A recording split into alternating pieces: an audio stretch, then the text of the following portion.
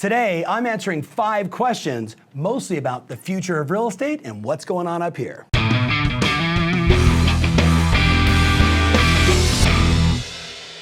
Hey, welcome to the Tom Ferry Show. Today, I'm answering a whole bunch of questions that were actually started by one of our clients, Chris Kwan, who said, hey, if you can ask Tom any question, what would you want to ask? He and I are about to have a meeting, so I think he was getting himself prepared.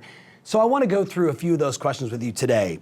Lauren asked me, Lauren Lubata said, Tom, as a mom of 4 boys, what would you have done differently? So first of all, Lauren, I just want to say big shout out to you for being a rock star agent, raising 4 kids. I couldn't be more proud. Being raised by a single mom, 3 boys and a girl, I get it. So if you asked me what I would have done differently, I guess my only advice to you would be 2 things. Number 1, I would have forced them to fail a whole lot more. So think about it, right? We live in a world today where, everybody gets a trophy, everybody gets a prize, everybody's a winner. I think there's just a lot of magic in forcing failure to get people, especially boys and girls, to really figure out who they are, what they like and what they don't like. So I know this has nothing to do with real estate, but I love that question. So number 1, I'd force more failure to really help them figure out who they are, what they like, and what they don't like. The second thing I wrote down is, knowing what I know now, I would have absolutely pushed more computer science, because look where the world is today and look where it continues to go, that people with those specific skill sets, whether it's engineering, programming, designing, etc., those people are always going to have wonderful opportunities to start companies and solve the world's biggest problems. So that's my answer. I hope it helps, and I look forward to hearing about your 4 great boys. Shabana Mahid asked, hey Tom, how do you maintain such a positive attitude? Well, truth be told, I have bad days just like you. Everybody does. The difference is I've got a set of habits and routines that I try and do on a daily basis that basically just allow me to make sure, like you've seen me say it before, this is my mission, this is my purpose, this is what I'm committed to, and these are my behaviors to make sure they always stay aligned. So ready? Here's 3 quick tips. Number 1, I recognize no one cares if I'm in a bad mood. No one cares. But here's the deal. If I'm out talking to people and I'm not right? Carl Jung said it. He said, how you feel on the inside radiates the people on the outside. And I am personally committed to having an impact with the people that I meet, bringing joy and happiness and strategy and success. So if I'm not right, I'm not going to deliver that. I'm actually going to hurt my brand. So that's number 1. Number 2 is I do take the time to condition myself. I spend an hour every single day listening to something, personal and professional development, whether it's studying a marketing strategy, listening to an interview with a CEO, watching one of my friends, listening to a book on audio. I'm constantly feeding my mind with good stuff. And as the old metaphor goes, if your mind is like a cup and it's full of negativity, if you just keep pouring that good stuff in, guess what? Eventually all that stuff cycles out, and the only thing that's left is the stuff you want in it. So I would challenge you, like you're watching the Tom Ferry Show right now, spend an hour every single day. Do it for nearly 30 years and watch what happens. This goes back to that great old line. Most people totally overestimate what they can do with their mind in 1 year, and they dramatically underestimate what you can accomplish with your mind in a decade. I'm almost 3 in. That's what happens. The third thing I would tell you is spend time with people that bring you energy and get rid of the energy-sucking vampires in your life. That's been a big part of it for me. I look around at the people that are inside this room. They bring me energy. I bring them energy. We're working on projects together. We're doing stuff together that matters. If you're spending time with people like that, you're going to feel better. When you feel good, you perform good, you get better results, and it's just a real positive success cycle. Now, Tom, you might be saying, but what do I do with those energy-sucking vampires? You don't call them and say, you're an energy-sucking vampire and you're out of my life, because that's gonna make some people upset, and that's not what you want to do. But you know what you do? You just keep pushing out all that positive energy, and this is my experience. If you keep pushing out all that, right now, let's be in action, let's do things that matter, you keep doing that on a daily basis, guess what happens? Those energy-sucking vampires, they begin to shrivel and they hide. They don't want to be around you either. Does that make sense? So that's my point. All right, I'm gonna jump to Christy Hill. Christy said, Tom, do you ever struggle with your why? And if so, do you push to try and find it, or do you just kind of allow it to show up? So Christy, it's interesting you're asking me this. How would I describe it best? I was in a conversation this morning with a longtime friend, someone that's in a similar line of work as I am.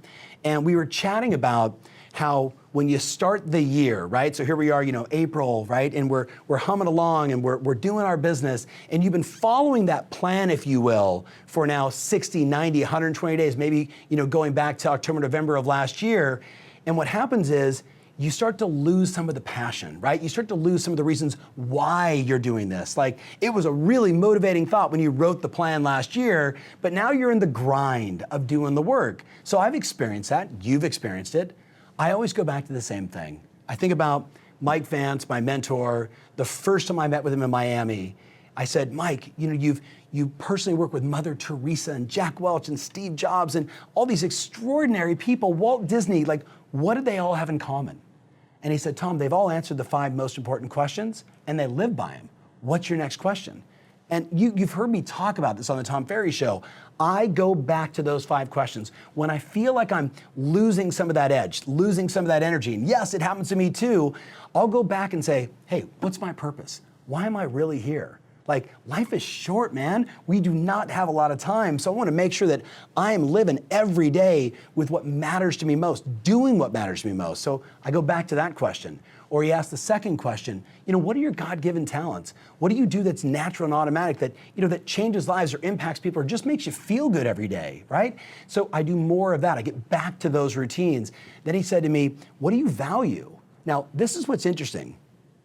If you take the time to actually rank your values, what's truly important to you, success, knowledge, wisdom, making an impact, you think about the things that really matter to you.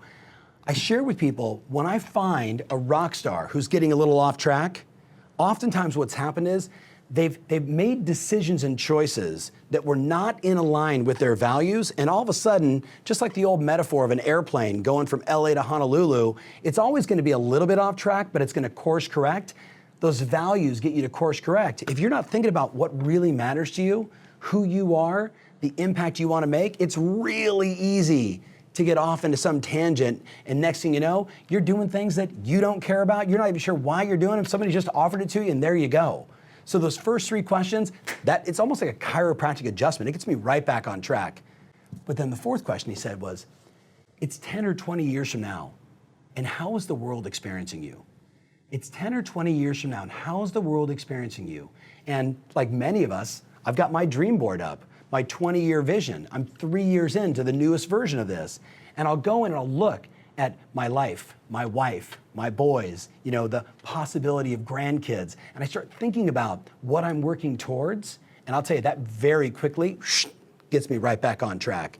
And then the last question he asked is, who would you already be if you were already there?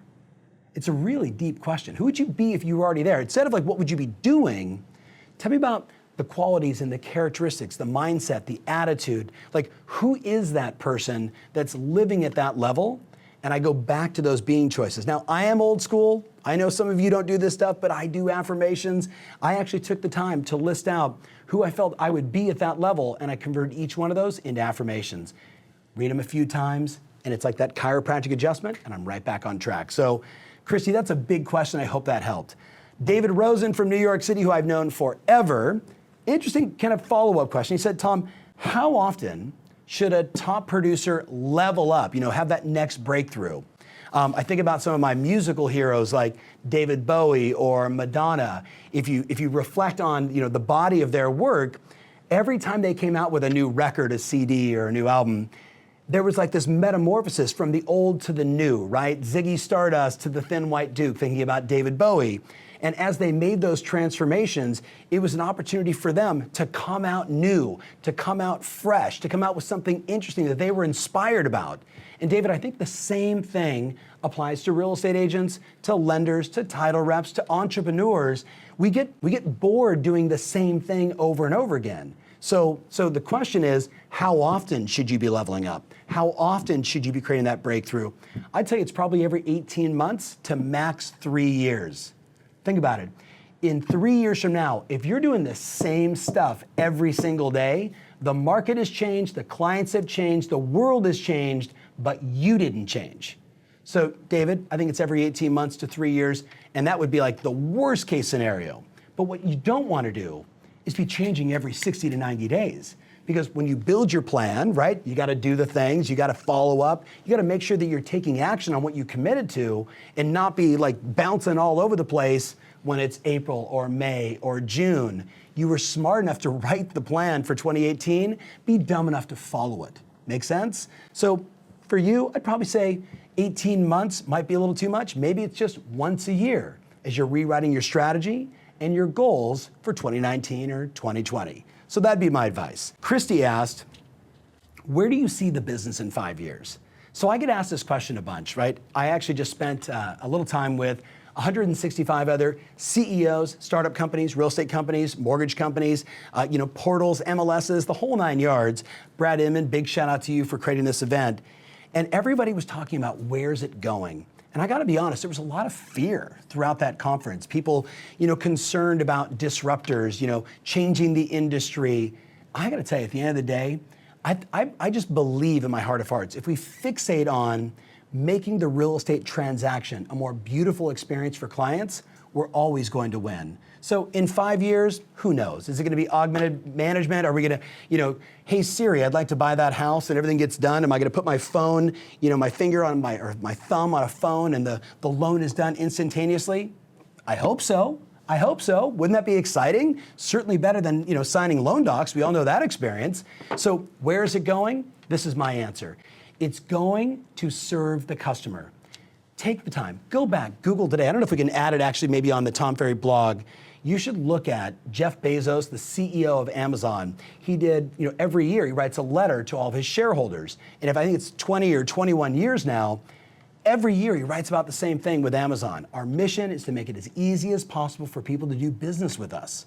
I think if you stay focused on that, if you look at all the distractions, all the barriers, all the pain points that a buyer or seller experiences today, and you personally commit to eliminate them, your business is going to be just fine in a year, in 5, in 10, in 20. So I just wanted to answer those questions. Kind of a short Tom Ferry show, kind of going personal, life, mission, vision, attitude, and a little bit of business in the middle of it all. So I can't wait to read your comments. Matter of fact, post some questions down below. You know it's me because I don't spell check anything. And sometimes I just talk to you in Bitmojis and all kinds of that stuff. So I can't wait to get your comments. Thank you so much for watching. Remember always, your strategy matters. And now more than ever, your passion absolutely rules. See you soon.